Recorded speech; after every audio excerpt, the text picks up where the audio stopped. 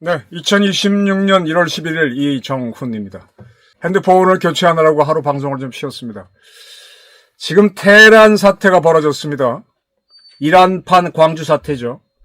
그런데 대한민국에서 광주 사태를 찬양하는 세력들은 왜 침묵하고 있습니까? 북한의 지령이 왔기 때문입니까? 중국의 지령이 왔기 때문입니까? 이란 혁명 수비대가 이란의 양민들을 학살하고 있는데 광주 사태를 그토록 찬양하던 세력들은 왜 이란을 비난하지 않습니까? 베네수엘라에 대한 3.1 전쟁, 그리고 이란을 향했던 미국과 이스라엘이 12.1 전쟁을 한 적이 있습니다. 그 전쟁, 두 개의 전쟁을 통해서 베네수엘라와 이란에서 어떻게 자유주의 혁명이 일어나는지를 잘 지켜보시기 바랍니다. 바로 이러한 방법으로 우리도 북한의 인민을 해방시키는 쪽으로 가야 되는데 이재명 정권은 꿈도 꾸지 않고 거꾸로 우리가 당하는 쪽으로 가고 있다 이겁니다. 1월 11일 현재 이란에서는 시위가 보름째 15일째 진행되고 있습니다. 노르웨이의 한 단체 이란 인권이라고 하는 기관이 발표한 바에 따르면 1월 11일까지 사망자가 192명이다. 최소한이다. 그런데 거의 한 60시간, 만 3일 동안 이란에서 인터넷이 마비가 되고 통신이 차단된 시간이 있었답니다. 이때 또 많은 사망자가 발생했을 걸로 보이기 때문에 어쩌면 2,000여 명 이상이 사망했을지도 모른다. 지금 이란의 병원에는 영안실이 넘치고 시신이 수백 구가 발견됐다. 이런 소문들이 있답니다. 시위대 학살이 일어나고 있다. 인터넷 차단하고 학살하고 있다.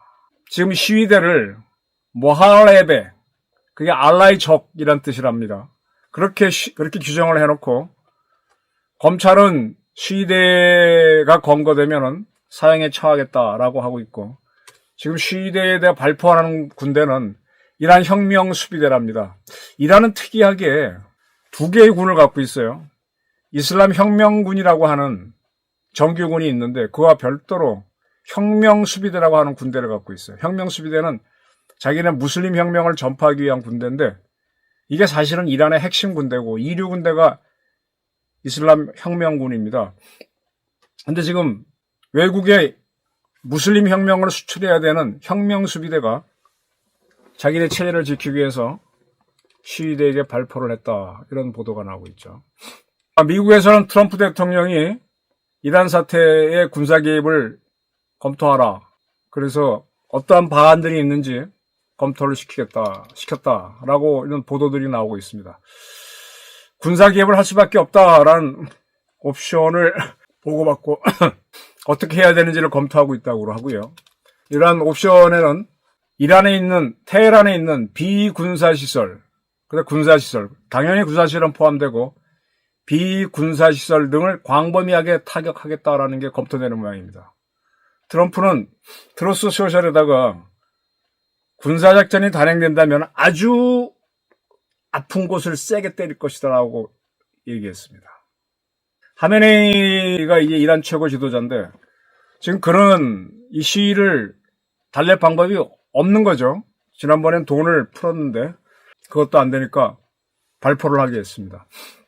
하메네이 정권이 무너지든지 이란의 국민들이 더 희생되든지 둘 중에 하나로 가겠죠. 어쨌든 트럼프는 트루스 소셜에다가 이란은 어쩌면 과거 어느 때보다 자유를 바라보고 있다. 미국은 도울 준비가 돼 있다. 이렇게 밝혔고 영국과 프랑스, 독일, 유럽의 3대 강국은 이란의 발표에 대해서 비난하는 성명을 발표했습니다. 자, 이란 문제를 한번 보겠습니다. 이란에서 아주 웃기는 게 2024년 이란 대통령이 항공기 추락 사고로 죽습니다.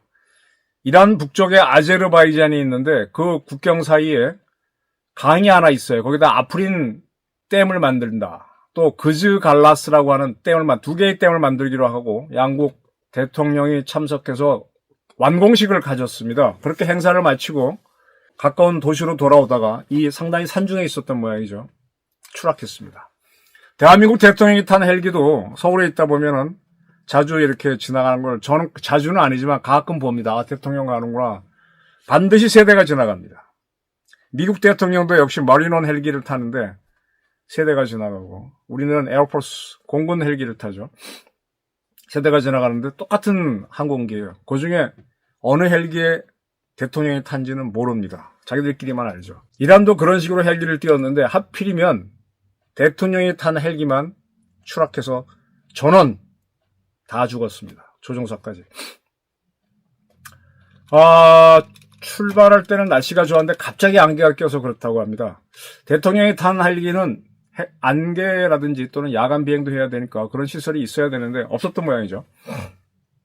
이때 이스라엘이 이란 대통령을 죽인 거 아니냐 그런 썰이 많이 돌았는데 아니다라는 걸로 지금 나오는 것 같아요. 왜 그리 썰이 돌았는가 하면 2달 전인 4월 달에 시리아 수도 다마스쿠스에 있는 이란 대사관 바로 옆에 영사관이 있는데 영사관 바로 옆에 거기에 이란 혁명 수비대에서 무슬림 혁명을 수출하기 위한 공작대가 나와 있었는데 그걸 이스라엘이 정확하게 때려서 다 죽여버립니다.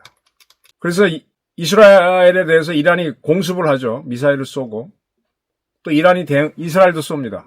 그렇게 좀 가다가 7월 달에 테헤란에서 그때 이제 가자 지구에서 하마스하고 이스라엘이 전쟁하고 있었는데 하마스가 해외 활동하도록 지정해 놓은 하니에라고 하는 사람이 테헤란에 숨어 있었는데 그의 집에서 폭살을 시킵니다.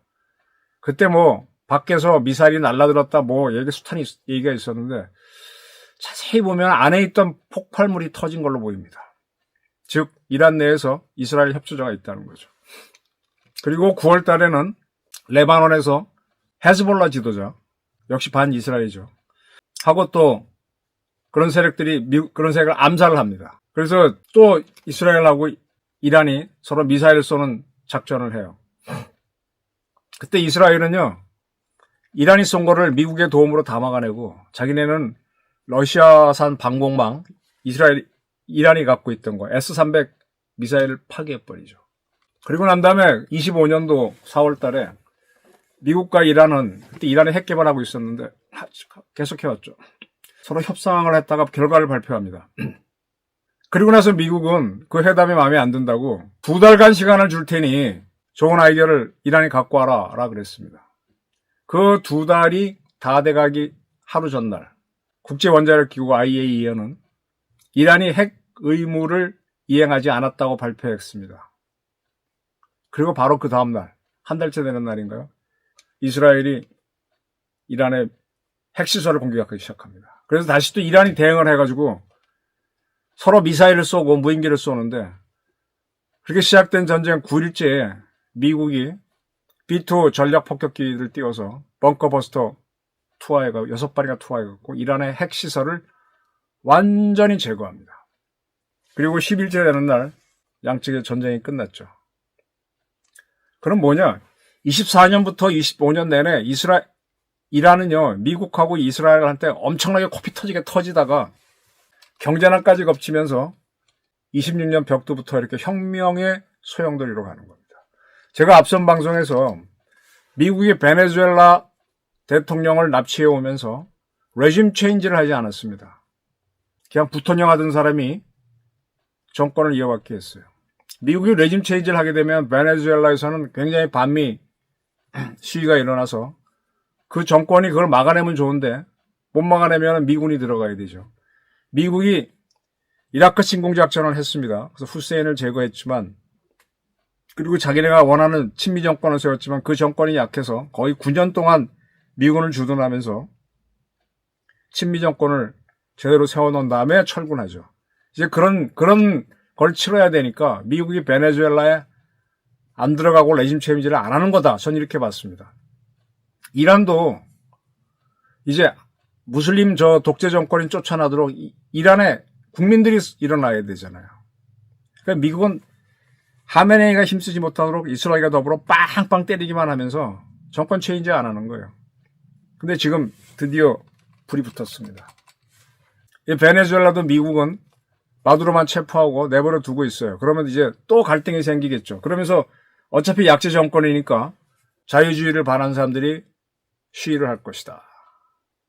그래서 그들에 의해서 뒤집어지면 보다 확고한 자유민주주의 체제로 온다. 이게 트럼프의 생각인 것 같아요. 이란도 그렇게 오기를 기대하는 것 같고.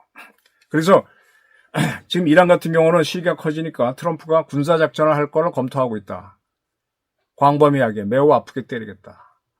그러면 이제 하메네이는 끝까지 싸우다 죽거나 아니면 도망가야 되겠죠. 얼마 전에 작년에 이제 네팔에서 시위가 있었습니다. 공산주의 정권을 몰아내는 시위가 있었습니다. 지금 네팔은 어떻게 되는지 정확하게 모르겠는데 제가 하고 싶은 얘기는 뭐냐. 저는 광주 사태에 대해서 참 복잡한 문제라고 보고 있는데 이걸 민주화 운동으로 밀어붙인 세력들이 있어요. 좋아요. 그러면 그렇게 밀어붙인 세력은 이 광주 민주주의를 전파해라, 수출해라. 어디로? 이북으로. 이 광주 민주주의를 주장하는 세력들이 그럴듯하게 한번 잘했던 게 홍콩에서 우산혁명이 일어나서 반중국 시위를 했을 때 홍콩 시위대가 님을 위한 행진곡을 불렀습니다. 그렇게 님을 위한 행진곡을 이북에 집어넣고 테헤란에 집어넣고 카라카스, 베네수엘라 수도에 집어넣어서 우리가 대학생 때는 왔어 모여 함께 하나가 되자 이런 노래가 다 서양 노래였잖아요. 왜 쏘았지 왜 찔렀지 이것도 저쪽 유럽에서 들어온 노래고 이제 우리가 그런 노래를 거꾸로 집어넣어줘야지. 이거를 누가 하느냐. 광주 민주화 운동을 자랑스러워하는 사람들이 해달라 이거야. 그리고 이러한 운동을 토대로 우리는 핵을 가진 북한을 어떻게 다룰 것이냐 생각을 해야죠. 지금 이재명 정권은 이북하고 대화를 잘하면 된다라고 해서 북한이 무인기 발견했다니까 뭐 우리 스스로 조사를 하고 난리치고 있는데 그런 식으로 백날하면은요 아무것도 안 되고 오히려 우리가 북한에 넘어갑니다. 이재명은 주사파에 둘러서 쌓여갖고 대한민국을 말아먹을 수 있어요. 우리가 북한이 핵을 사용하였다고 치는데 써봐 하고 그냥 밀어붙여야 돼요. 그래서 쓰려고 할 때 죽여버리든지. 지금 북한에도 민주주의를 원하는 사람들이 있습니다. 북한도 경제난이 심했었어요. 근데 그들이 기댈 언덕이 있어야 민주화 운동을 하죠. 마차도 베네수엘라도 노벨상을 주고 미국이 지원하니까 앞으로 계속 더 운동을 할 겁니다. 테헤란의 민주 인사들도 미국이 하메네이 권력을 때리고 이스라엘 때려주니까 움직일 겁니다. 우리도 김정일 세력을 군사적으로 빵빵 때려야 돼요. 아무 때나 때리는 게 아니라 북한 인민들을 탄압하거나 무도한 짓을 하면은 빵빵 때려야 돼요. 전쟁을 불사하고. 그건 아니야. 그렇게 해서 이 자유민주주의 정신을 전파하는 겁니다. 이 민주주의가 저절로 된 게 아니에요. 이게 다 블라디드 피스거든. 체제가 같아져야만 덜 싸운단 말이에요. 근데 이재명 정권은 거꾸로 가고 있죠. 그래서 지금 광주 사태의 민주주의를 주장하는 사람들은 테헤란 사태에 입을 다물고 있고 이재명도 입을 다물고 있다 이렇게 봅니다. 미국은 반대로 베네수엘라 3시간 전쟁, 이스라엘과 같이 한 이란 상대 12일 전쟁을 치렀기 때문에 두 나라를 점점 더 자유혁명 쪽으로 끌고 오고 있다 이겁니다. 우리도 북한을 이렇게 다뤄야 됩니다. 그런 점에서 지금 이재명 정권은 가짜입니다. 감사합니다.